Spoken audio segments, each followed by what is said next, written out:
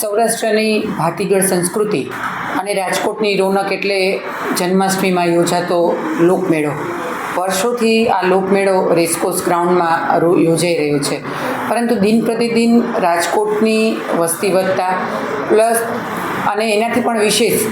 રાજકોટ એ સમગ્ર સૌરાષ્ટ્રનું પાટનગર છે, ત્યારે આજુબાજુના ગામડામાંથી પણ તમામ લોકો આ લોકમેળાને માણવા માટે થઈને જન્માષ્ટમી દરમિયાન રાજકોટ આવતા હોય છે. આથી રાજકોટનું જે રેસકોર્સ ગ્રાઉન્ડ છે એ લોકમેળાને લઈને ખૂબ જ નાનું પડે છે, એટલે આ ગીચતાનો પ્રશ્ન આવે છે. આજુબાજુમાં રહેતા સોસાયટીવાળા લોકોને પણ આ લોકમેળાને લીધે થઈને ટ્રાફિકની સમસ્યા પણ ઘણી બધી થતી હોય છે, ગીચતાનો પણ પ્રશ્ન આવે છે અને જગ્યાની સંકળાશ હોવાથી છેલ્લા 1 વર્ષથી સતત અમારી જિલ્લા સંકલન સમિતિમાં કલેક્ટરશ્રીને રજૂઆત હતી કે ભાઈ આ વખતે આ લોકમેળાને જો બીજી જગ્યાએ ફેરવવામાં આવે તો એક તો મોટી જગ્યા પણ મળી શકે, અને હવે જ્યારે રાજકોટ પાસે સ્માર્ટ સિટીનો વિકલ્પ ઉપલબ્ધ છે ત્યારે ત્યાં ઘણી બધી જગ્યા છે, તો એ જગ્યાએ જો આ લોકમેળાને ફેરવવામાં આવે તો લોકોને પણ ખૂબ સારી રીતે ટ્રાફિકના પણ પ્રશ્ન ન થાય, ગીચતાના પણ પ્રશ્ન ન થાય અને ખૂબ શાંતિથી લોકો સરસ રીતે આ લોકમેળાને માણી શકે એ સંદર્ભે કલેક્ટરશ્રીની રજૂઆત કરવામાં આવી હતી. અને એ વિષયની ગંભીરતા ધ્યાને લઈને કલેક્ટરશ્રીએ તાત્કાલિક જ માર્ગ અને મકાન વિભાગને આ વાત જણાવી અને એમણે એક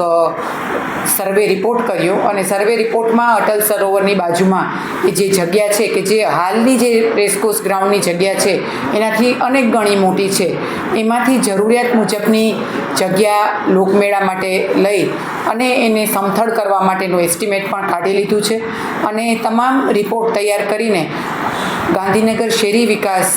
મંત્રાલયને, શહેરી વિકાસ વિભાગને એ રિપોર્ટ આપવામાં આવ્યો છે. આ સંદર્ભે ગઈકાલે મેં આપણા પ્રભારી મંત્રી શ્રી રાઘવજીભાઈ પટેલને અને આપણા મુખ્યમંત્રી શ્રી ભૂપેન્દ્રભાઈ પટેલને પણ આ બાબતે રજૂઆત કરી છે કે રાજકોટનો લોકમેળો જ્યારે આવનારા દિવસોમાં છે ત્યારે જો શહેરી વિકાસ વિભાગ દ્વારા આ ગ્રાન્ટ મંજૂર કરવામાં આવે તો એ જગ્યા સમથળ થઈ શકે અને તો લોકમેળાનું ત્યાં આયોજન થઈ શકે. સાહેબે એવું કીધું છે કે પહેલાં જે કાંઈ પણ પરિપત્ર આવ્યો છે એ હું જોઈ લઈશ, એમાં જે કાંઈ પણ યોગ્યતા હશે એ યોગ્યતા પ્રમાણે જરૂરથી જે કાંઈ પણ કરવું પડશે એ પ્રમાણે ખૂબ જ સરસ પોઝિટિવ જવાબ સાહેબે આપ્યો છે. માર્ગ અને મકાન વિભાગ દ્વારા એવી રીતે વાત કરવામાં આવી છે કે અમને જો ગ્રાન્ટ મળી જશે તો અમે એ ત્યારબાદ અમે નક્કી કરી શકીશું, પરંતુ અત્યારે સમય અને સંજોગો થોડા હવામાનને આધારિત પણ છે કે જો ખૂબ વધારે વરસાદ આવી જાય કે એવું કાંઈ પણ પરિસ્થિતિ થાય તો એ સમયે પણ એવું થાય કે કામને પ્રક્રિયામાં અડચણ આવી શકે, એવું થઈ શકે. પરંતુ હજી આપણી પાસે 2 મહિનાનો સમય છે અને જો ગ્રાન્ટ મળી જાય, મારે માર્ગ મકાન વિભાગના એન્જિનિયર સાથે પણ વાત થઈ હતી અને એમણે એવું કીધું કે જો અમને વહેલાસર ગ્રાન્ટ મળી જાય તો અમે ચોક્કસથી એ પ્રયત્ન કરશું કે આ જગ્યા છે એ સમથળ કરવામાં આવે. ને અત્યારે આખી જગ્યાને સમથળ કરવાની જરૂર નથી, લોકમેળા પૂરતી જે જગ્યાની જરૂરિયાત છે એટલી જ જગ્યાને જો સમથળ કરે તો આયોજન થઈ શકે એવું પણ છે. અત્યારે પહેલાં તો ત્યાં થઈ શકે અને કાર્યવાહી ચાલુ થાય અને લોકમેળો ત્યાં થઈ શકે એ બાબતે અત્યારે સમગ્ર કાર્યવાહી ચાલી રહી છે. એકવાર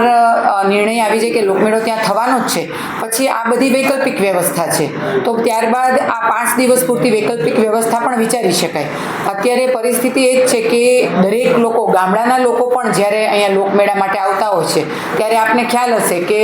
સર્કિટ હાઉસ પાસેના રોડથી તમામ વાહનોને અટકાવી દેવામાં આવે છે અને બધાને ચાલીને લોકમેળા સુધી જવું પડે છે. એવી રીતે રેસકોર્સની ફરતેના તમામ ચોક છે એ બંધ કરી દેવામાં આવે છે અને લોકોને ચાલીને જ લોકમેળામાં જવું પડતું હોય છે, કારણ કે ટ્રાફિક પાર્કિંગની કોઈ ત્યાં જોગવાઈ નથી અને એની આપણી પાસે જગ્યા નથી. પરંતુ જો આપણને મોટી જગ્યા મળે તો